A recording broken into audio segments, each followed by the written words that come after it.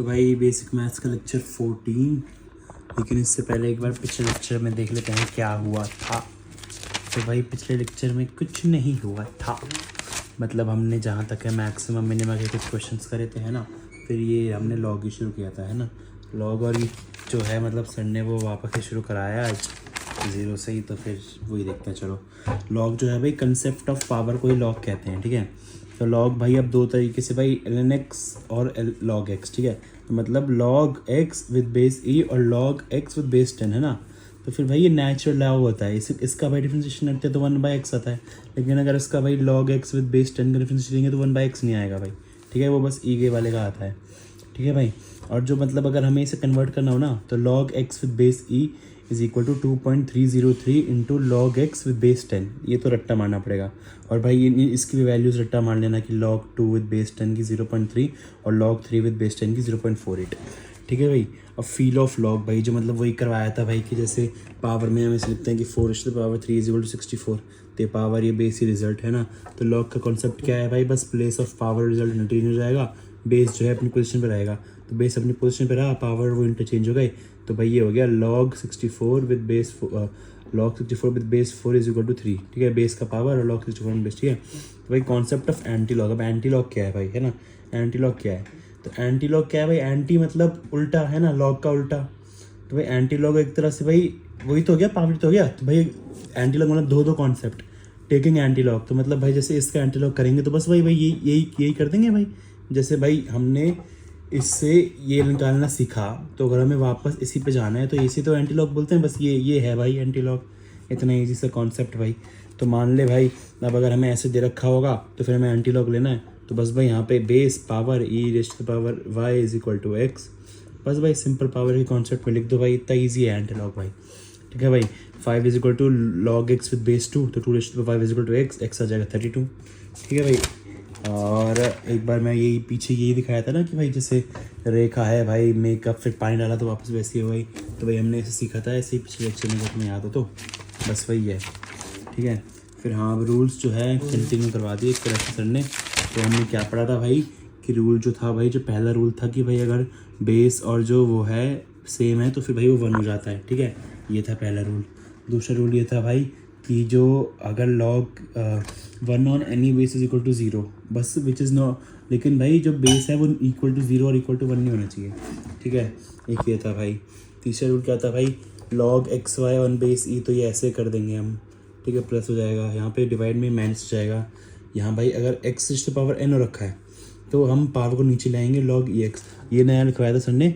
अगर भाई बेस पे पावर लगे हुआ है, अगर भाई ये तो था कि भाई अगर इस पे पावर लगा हुआ है ना, इस पे पावर लगा हुआ है ना, लेकिन अगर बेस पे पावर लगा हुआ है तो भाई 1/n आ जाता है बाहर। यहाँ पे तो जब इस पे पावर लगा होता है तो n आ जाता था, अब इस पे भाई 1/n आ जाएगा और log x on base e, बस वही लिख देंगे सेम टू सेम, ठीक है। बस इतना सा डिफरेंस है। तो भाई इसमें डिफरेंस देखो, log x का power n on base e, लेकिन यहाँ पे क्या है log x on base e का पावर n, ठीक है।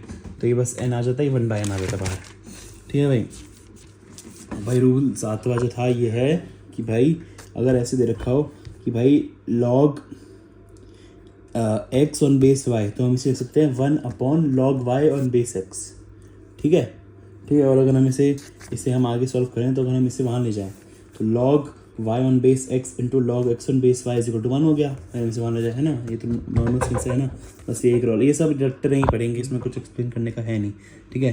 फिर यहाँ पे कुछ क्वेश्चंस थे भाई, वो बस सॉल्व कर दिए थे पिछले रूल्स लगा के। और ऐसा नहीं है कि भाई एक क्वेश्चन जो है वो मतलब डिफरेंट रूल से सॉल्व हो सकता है भाई, तो कुछ लोग अपना अलग करेंगे, कुछ लोग अलग करेंगे। जैसे ये था, इसमें भाई इन्होंने सर ने ऐसे करवाया था कि भाई log 3 इसको 3 में कर दिया, तो फिर भाई -3 बाहर आ गया, और फिर ऐसे करवाया था सर ने। लेकिन मैंने ऐसे किया था, इसमें मैंने डिवीजन वाला रूल लगा दिया था, ठीक है। दोनों तरीके से आंसर आ जाता है, ठीक है। हमने कुछ क्वेश्चंस करे थे,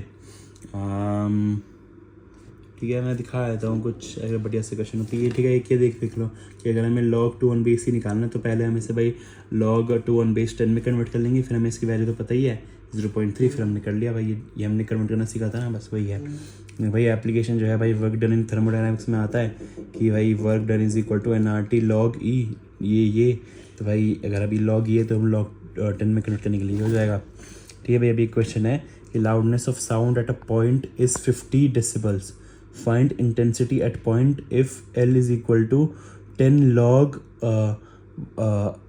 1/I0 ऑन बेस 10, ठीक है। तो और हमें I0 दे रखा है इतना, ठीक है भाई। तो हमें निकालना है, हमें ये दे रखा है 50 डेसिबल, हमें आई निकालना है। ये मतलब ये फॉर्मूला वैसे तो हम आगे सीखते हैं चैप्टर में, लेकिन अभी हमें पता नहीं है, इसलिए सर ने क्वेश्चन में दे दिया, ठीक है। तो भाई लॉग जो है हमें दे रखा है 10 log I/I0 ऑन बेस 10, है ना। तो फिर भाई हमने लिख दिया 50 is equal to 10 log 10 I/I0, ठीक है। DB से DB कट गया, 0 से 0 कट गया, ठीक है। तो 5 is equal to log I/I0 on base 10, ठीक है। तो हमने एंटी लॉग कर दिया। अब इसे हम डिवीजन वाले रूल से भी कर सकते हैं, उससे भी सेम ही आता है, लेकिन हमने एंटी लॉग कर दिया, ठीक है। तो एंटी लॉग क्या हो गया, 10⁵ इज इक्वल टू I/I0, ठीक है। तो I आ गया I0 × 10 5, और I0 की हमें वैल्यू दे रखी है, I0 की वैल्यू दे रखी है, तो I आ गया हमारा, इसे मल्टीप्लाई करके आ गया, ठीक है भाई। इस पर भी भाई कुछ नहीं है। If current flowing through wire is this much, find time when current becomes 10 where lambda is 2.303, है ना। तो आई हमें दे रखा है 20 e⁻⁻ लैम्डा टी, है ना। हमें भाई हमें क्या निकालना है, हमें टी निकालना है ना। तो हमें आई दे रखा है 10, है ना। If current following is this, हाँ 10 एम्पीयर रखा ना। तो 10 हमने ऐसे कोट कर दिया, ये कट गया, हम 2 उधर ले गए, तो 1/2 ये हो गया। हम इसे एक तरह से नीचे ले जाएंगे तो 1/2 अपन ये हो जाएगा। तो अगर हम इसे भाई वही कर देंगे, इसे यहाँ ले आएंगे, इसे यहाँ ले आएंगे, तो 2 इज इक्वल टू e⁻λ/t। अब हम लॉग ले लेंगे, तो लॉग ले लेंगे भाई। अगर लॉग हम इसका लेंगे, अगर भाई हम इसका मतलब इसे हम लॉग में कन्वर्ट कर लो भाई, जैसे ये इसमें रेज़ टू पावर था, तो ये लॉग में कैसे कन्वर्ट होता था भाई, बेस वही रहता था, ये दोनों एक्सचेंज जाते थे। तो भाई log 2 1 base is equal to ये, हमने इसे भाई log 10 में कन्वर्ट कर लिया। फिर भाई 2.30 से 2.30 कट गया, टी आ गया log 2 1 बेस 10, इसकी हमें वैल्यू पता है 0.3, ठीक है भाई। अब इंटीग्रेशन शुरू करवाई थी सर ने। तो भाई अभी पहले ये समझो कि मान लो भाई कि न्यूटन्स लॉ ऑफ ग्रेविटेशन हमने क्लास 9वीं या 10वीं में पढ़ा था, है ना। कि भाई जैसे हमें 2 पॉइंट मास दे रखे होते थे, उसके बीच का डिस्टेंस r होता था, तो फॉर्मूला होता था F is equal to G m1m2/r², है ना भाई, ठीक है। तो भाई अब अगर ये तो भाई 2 पॉइंट मास के बीच में था, लेकिन हमें भाई फोर्स बिटवीन रॉड और पॉइंट मास निकालना है। ये पॉइंट मास है, ये रॉड दे रखी है भाई। हम डिस्टेंस क्या लेंगे भाई, G m और पॉन, चलो m बड़ा मास दे रखा है, लेकिन हम डिस्टेंस क्या लेंगे भाई, क्योंकि भाई एक ही डिस्टेंस ये हो गया, एक ही पूरे वाला हो गया, एक भाई मतलब कहाँ लेंगे भाई हम, क्या मतलब इसका सेंटर ऑफ ग्रेविटी लेके वो ले लेंगे, नहीं भाई ऐसे नहीं आता है। Newton's law of gravitation not valid है, बिटवीन पॉइंट मास और रॉड के बीच में वैलिड नहीं होगा भाई, वो पॉइंट मास और पॉइंट मास के बीच में वैलिड होगा। कि भाई अब भाई हमने भाई न्यूटन चाचा से पूछा भाई कि भाई कुछ प्रबंध करो भाई इसका भाई, है ना। तो भाई उसने बोला कि भाई फोर्स बिटवीन m/dm, तुम भाई एक छोटा सा वो ले लो, छोटा सा बहुत पार्ट ले लो, उसका पॉइंट जितना ही, उसका dx और dm वो ले लो डायमेंशंस। तो भाई df हो जाएगा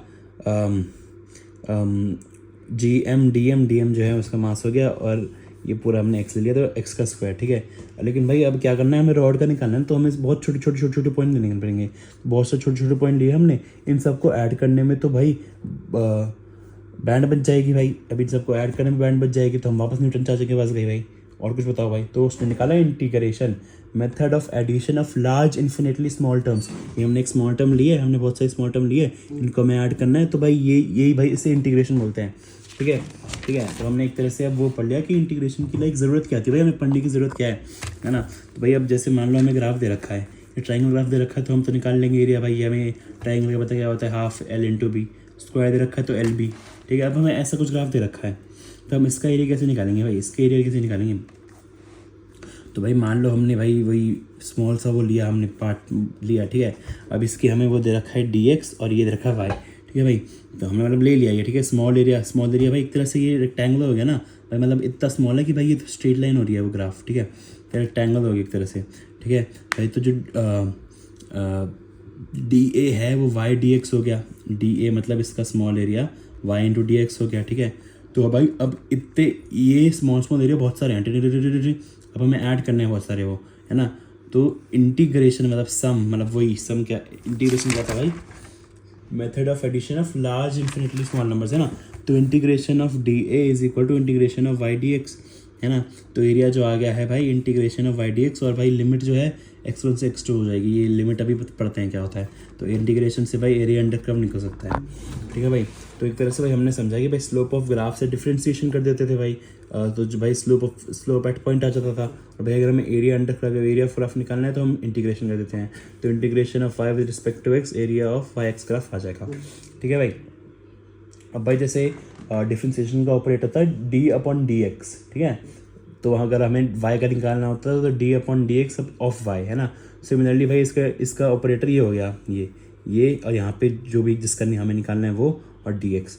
मान लो भाई हमें y का निकालना है, तो यहाँ पे हमने लिख दिया y, ठीक है। यहाँ पे हमने y लिख दिया, तो integration of y with respect to x, ठीक है भाई। इंटीग्रेशन जो है भाई इंडेफिनिट होती है और डेफिनेट भी हो सकती है। इंडेफिनिट मतलब लिमिट ही नहीं है कोई, मतलब भाई लिमिट से नहीं है, मतलब भाई कहीं से भी कहाँ से भी कहीं भी कर लोगे, ठीक है। तो वो हो जाएगा, उसकी इंफिनेशन हो जाएगी रिजल्ट प्लस सी, बस प्लस सी लिख देते हैं, बस ये समझ लो प्लस सी लिख देते हैं, ठीक है। अगर भाई लिमिट दे रखी होगी, मतलब x1 से x2 की लिमिट दे रखी है भाई, हम बस उसे रिजल्ट और फिर ऐसे x1 to x2 लिख देते हैं। अभी ये बताऊंगा सॉल्व कैसे करता है, ये आगे बताया सर ने, है ना भाई।